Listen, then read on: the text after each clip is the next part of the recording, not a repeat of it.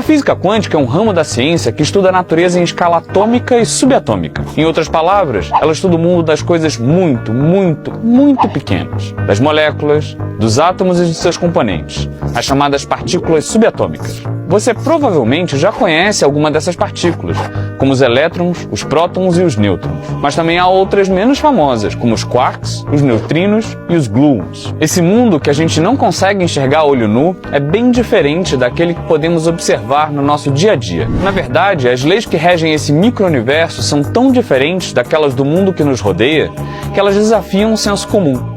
Por exemplo, se eu solto uma bola, todos sabemos o que vai acontecer, porque nós já vimos uma coisa cair no chão milhares de vezes. Ou seja, todos temos incorporados em nós certas noções básicas da chamada física clássica. Mas essa intuição não funciona para a física quântica. Para que a gente consiga enxergar um objeto, é preciso que algo interaja com ele e chegue até nós. No exemplo dado por Latorre, os fótons cumprem essa missão. Eles formam um pequeno feixe de luz que viaja até a lataria do carro, ou a roda, ou vidro, não importa. Ricocheteia e chega até a nossa retina. Como o carro é muito grande, os fótons não fazem nada com ele. Mas quando um fóton se choca com um elétron, isso afeta o elétron, e bastante. Para colocar as coisas na mesma proporção, seria como se, em vez de um pequeno feixe de luz, fosse lançado um foguete contra o carro. O carro não ia ficar ali paradinho, intacto no estacionamento depois disso. Daí se deriva a ideia de que, a nível quântico, medir algo altera essa coisa que é medida.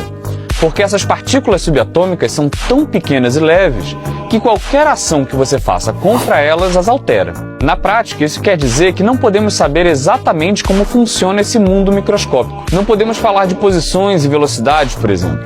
Se na física clássica eu consigo dizer com precisão onde eu me encontro no mundo, em escala atômica e subatômica, só posso falar que há uma probabilidade de uma partícula estar em certo lugar em determinado momento. A nível mais abstrato, isso promoveu uma mudança de paradigma que transcendeu as fronteiras da física e chegou até a filosofia.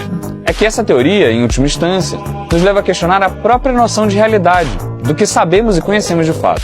O grande paradoxo é que esse mundo, cheio de probabilidades e incertezas, nos levou a desenvolver aplicações incrivelmente precisas. O melhor exemplo disso são os relógios atômicos, que, como indica o seu nome, usam átomos para medir o tempo com uma precisão impressionante. São eles que estão, por exemplo, por trás dos aparelhos de GPS. Também foi possível desenvolver o laser, a ressonância magnética, a fibra óptica e muitas outras coisas. Inclusive, há cientistas que acreditam que estamos próximos de uma segunda onda quântica por causa dos enormes avanços que estamos obtendo com a manipulação dessas partículas.